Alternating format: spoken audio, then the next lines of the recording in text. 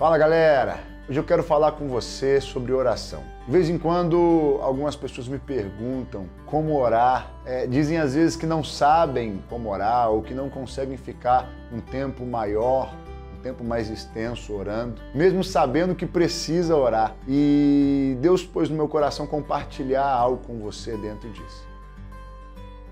Mas antes, não esquece de se inscrever no nosso canal, deixar o seu like e ativar as notificações para você ficar por dentro de tudo que a gente preparar para você, beleza? Durante toda a história bíblica, todo o contexto bíblico se passa em situações onde Deus busca relacionamento com o ser humano. Deus nos procura, Deus nos procurou como humanidade, mesmo a gente tendo se distanciado do relacionamento com Ele. Então, desde sempre, Deus quis relacionamento com o ser humano. A gente vê em Abraão, a gente vê em Moisés, um relacionamento tão próximo, tão profundo, tão íntimo.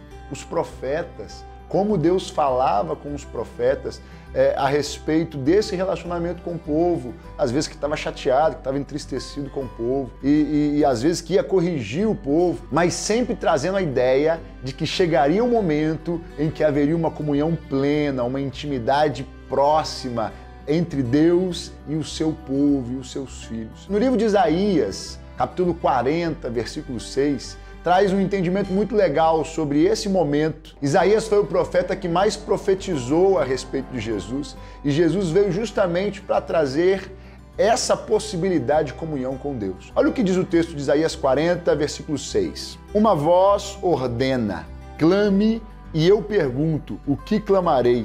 Que toda a humanidade é como relva, e toda a sua glória como a flor da relva.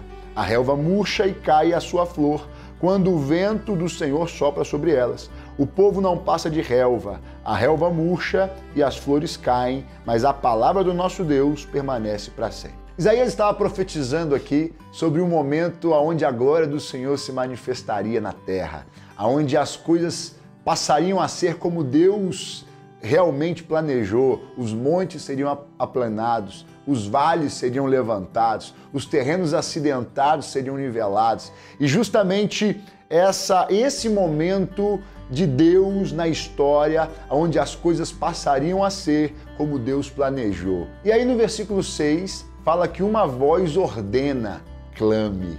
Hoje a gente vive esse momento onde o Espírito Santo nos ordena, clame. O Espírito Santo gera em nós o desejo, a necessidade de orar. E aí a primeira coisa que eu quero falar com você está nesse texto mesmo. O texto fala que o ser humano é como a relva. E de fato, as coisas que a gente busca para nós mesmos, os projetos pessoais, os planos particulares, são como a relva, como a flor da relva. O tempo passa e tudo que a gente planeja para nós murcha e cai. Normalmente a gente busca Deus para satisfazer uma necessidade pessoal. E esse é o começo, é claro, né? Todo mundo se aproxima de Deus e se a gente tem uma necessidade, nós precisamos buscar em Deus realmente. Mas se você quer de fato desenvolver uma vida de oração e de intimidade com Deus, a primeira coisa é você aprender a orar pelo que é eterno. Não é para orar apenas pelas suas necessidades, porque o que você precisa aqui na terra é passageiro, mas aprender a orar pelo que é eterno. O texto diz que a palavra de Deus permanece eternamente. Os projetos de Deus, os planos de Deus, os propósitos de Deus são o que vão permanecer eternamente. E eu queria te motivar a orar pelo que é eterno. Existe um propósito de Deus para a sua vida que é eterno. Deus planejou desde a eternidade e aquilo que você faz para Deus permanecerá durante toda a eternidade. Tudo que a gente faz em Deus, por Deus, para Deus é eterno. Foi exatamente isso que Jesus fez. Jesus veio ao mundo com um propósito de Deus. O maior exemplo de vida de intimidade com Deus e oração que a gente pode ter é Jesus. aquele que veio e obedeceu ao Pai em tudo, até a morte e morte de cruz. Jesus viveu na plenitude o que Deus planejou para ele. Jesus prosperou em tudo que fez, porque estava no centro da vontade de Deus. E ele sempre orava para nunca sair dos propósitos de Deus. Você precisa orar pelo que é eterno, por aquilo que Deus tem na sua vida. Mas aí, em Mateus capítulo 6, Jesus nos ensina especificamente sobre a oração. Vamos ver? Nos versículos 5 e 6, ele diz assim: quando vocês orarem, não sejam como os hipócritas. Eles gostam de ficar orando em pé nas sinagogas e nas esquinas, a fim de serem vistos pelos outros. Eu asseguro que eles já receberam sua plena recompensa.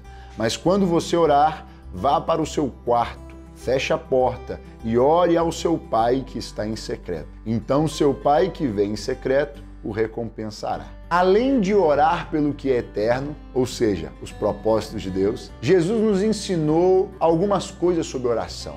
Primeira coisa é que a oração não é algo para te promover diante das pessoas, é algo que te promove diante de Deus. Ele fala sobre os hipócritas, aqueles que queriam que as pessoas os vissem orando para achar que eles eram alguma coisa. A oração não é para te promover diante de pessoas. Agora, Jesus diz que quando você for orar, ou seja, esse tempo de oração, de intimidade com Deus, precisa acontecer em secreto. O nosso tempo de intimidade com pessoas que amamos normalmente é em particular, e você precisa desenvolver esse tempo de intimidade com Deus. Jesus disse que a oração em secreto é algo muito importante. E eu vejo no contexto da vida de Jesus, ele gastava muito tempo em oração no secreto. Agora, as orações públicas dele eram curtinhas. Quando ele vai orar por alguém enfermo, ele fala assim, ó, vê, levanta e anda. Orações curtas, rápidas.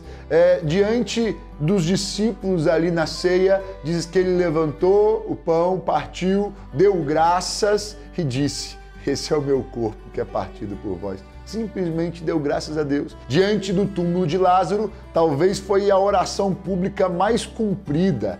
Ele orou, Pai, eu te dou graças porque o Senhor sempre me ouve. E eu oro assim para que eles saibam que o Senhor me ouve. Naquele momento, Jesus realmente queria demonstrar uma intimidade que ele produziu com Deus no secreto. Separe um tempo diário para estar com Deus, na sua casa, no seu quarto, um tempo de intimidade, um tempo em particular com Deus. Aí no versículo 9, ele traz uma oração modelo, que não é para ser simplesmente repetida.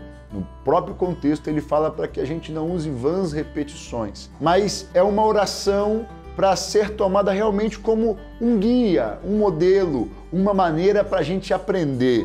Olha o que ele diz. Vocês orem assim, Pai nosso que estais no céu, santificado seja o teu nome. Venha o teu reino, seja feita a tua vontade, assim na terra como no céu. Primeira coisa é reconhecer quem Deus é, adorá-lo, exaltá-lo, louvá-lo e clamar pelo que é eterno. Venha o teu reino, seja feita a tua vontade na terra como no céu. Nós não queremos algo que vai murchar, nós não queremos algo que vai passar, nós queremos algo que é eterno, a vontade do eterno. Então, comece exaltando ao Senhor, comece adorando ao Senhor, comece louvando ao Senhor pelo que Ele tem feito na sua vida, comece exaltando ao Senhor, gaste tempo louvando ao Senhor, busque motivos para exaltá-lo, agradeça pelo dia, agradeça pelo que Ele tem feito, pela ação dEle na sua vida. Agradeça-o pelas pessoas que estão ao seu redor. Exalte porque Ele é Deus, Ele é o Senhor dos senhores, Rei dos reis. Busque palavras para exaltá-lo. E a Bíblia diz que Deus habita e se move em meio ao louvor. Quando você começa a sua oração louvando ao Senhor, o ambiente vai se encher da glória de Deus. O Espírito Santo vai começar a mover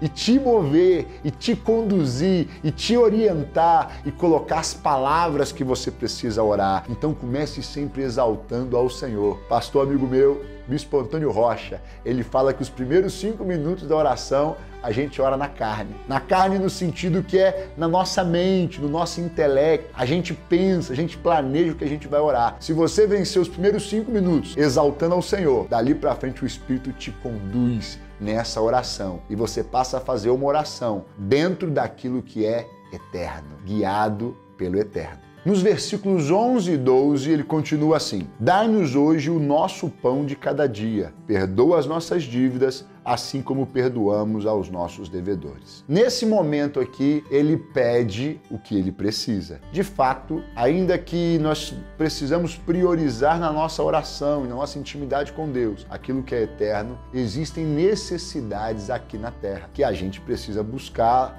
a solução no Senhor. Então você pode pedir aquilo que você precisa. Agora, se você gastou um tempo louvando ao Senhor, nesse momento, você não vai orar de uma maneira egoísta. Você não vai orar pensando tão somente em você. Você vai pedir sobre as suas necessidades, mas dentro daquilo que o Espírito Santo vai te orientar a pedir. Ele nos ensina. Nós não sabemos orar como convém, a Bíblia diz, mas o Espírito nos ajuda nas nossas debilidades. Aí você vai alcançar o trono de Deus de uma maneira muito mais poderosa, com a sua oração sendo impulsionada pelo Espírito. E aí ele fala: perdoa os nossos pecados, perdoa as nossas dívidas. É o momento de você também pedir perdão. Você pode pedir lá no começo também, é claro, né? Você pode reconhecer as suas falhas no momento que você está adorando, louvando ao Senhor e reconhecer que Ele é o único que pode trazer transformação, é claro. Mas aqui nesse momento eu vejo duas coisas: Ele pedindo perdão, mas intercedendo por pessoas também. Você precisa ter um momento de intercessão, liberar perdão sobre as pessoas,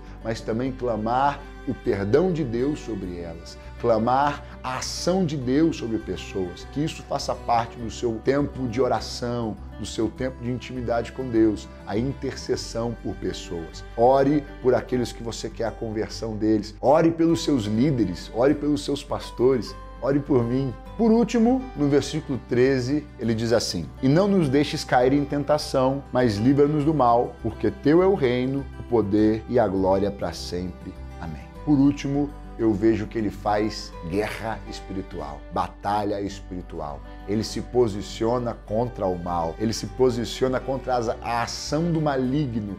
Não nos deixe cair em tentação. Agora a Bíblia diz que o reino dos céus é tomado à força. Não é só clamar para que Deus nos livre, é se posicionar contra a ação maligna, contra a ação das trevas. Repreenda os espíritos malignos que têm agido na sua família, na sua casa, no seu trabalho. Repreenda a ação do inferno no âmbito da igreja.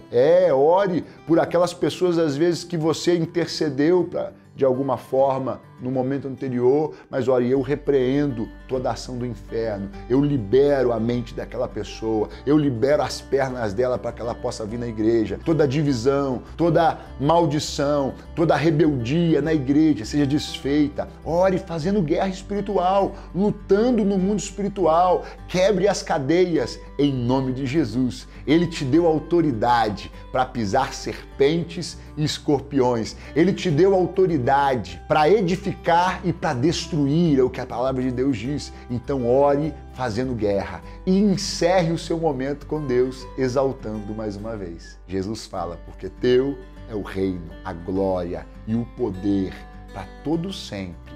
Amém. Exalte ao Senhor mais uma vez no final. Se você quiser, põe uma canção, adore ao Senhor e deixe o Espírito Santo te impulsionar. O tempo que for, deixe o Espírito Santo te impulsionar. Agora, qual o melhor momento para orar? Eu penso, pessoalmente, que se você pode separar um momento no começo do dia, é melhor. Você, antes de sair para o trabalho, antes de sair para a escola, para os seus afazeres, separe um tempo de oração. Se você não tem tanta prática, separe aí 15, 20 minutos, meia hora. Eu tenho certeza que se você começar louvando, o Espírito Santo te envolver, você vai amar esse ambiente de oração e não vai querer sair dali. Se você tem mais disponibilidade, tem um tempo mais flexível, separe aí um tempo maior, 1 hora, 2 horas dentro do seu horário, ainda que você termine um pouquinho antes, mas deixe o Espírito Santo fluir. Se você não consegue pela manhã, às vezes à noite, antes de dormir, ou na hora do almoço no seu trabalho. Agora a questão é ter tempo com Deus. O Espírito Santo nos está chamando para a oração. Ele ordena, clame. Separe tempo com Deus, cresça no seu relacionamento com Deus e viva a plenitude que Deus tem para você aqui na terra e na eternidade, em nome de Jesus. É isso aí, galera. Se você gostou desse vídeo, se Deus falou ao seu coração, envie para os seus amigos, compartilhe nas suas redes sociais. Vamos divulgar aí o canal da Juventude para que a gente possa alcançar mais pessoas. Conto contigo, tamo junto, Deus te abençoe e vamos crescer.